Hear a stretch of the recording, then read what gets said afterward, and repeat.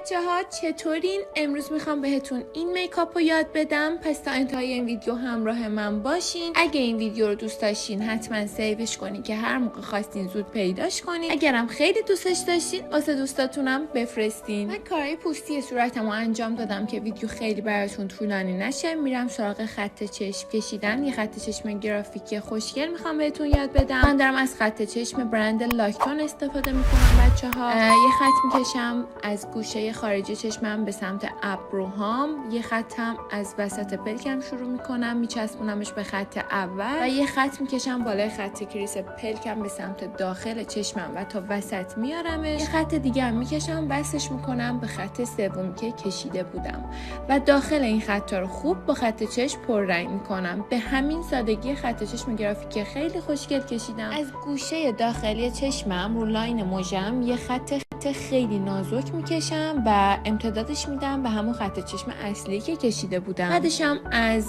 ریمنم استفاده میکنم و برای زیر چشمم هم از سایه قرمز استفاده میکنم. همونطور که میبینید با یه براش خیلی راحت گوشه‌شو یه ذره دنباله میدم تا به سمت خط چشمم. یه ذره نازکش میذارم تا شیک‌تر به نظر برسه. اینجا میام از رژ گونه برند لاکتون استفاده میکنم که خیلی خیلی خیلی خوبه. رژ گونه‌اش هم پکیج خیلی گوگلی و خوشگلی داره، کیفیت رنگی و پیگمنتی خیلی خوبی داره و خیلی خوب پخش میشه. و در نهایت میرم سراغ رژ لبم که اینجا هم از رژ لب برند لاکتون باز استفاده میکنم. بچه‌ها برند لاکتون رو میتونید از پیج پارسین کازمتیک تهیه کنید. براتون توی کپشن می‌نویسم پیجشونو و کلی دوستتون دارم. بوس بهتون.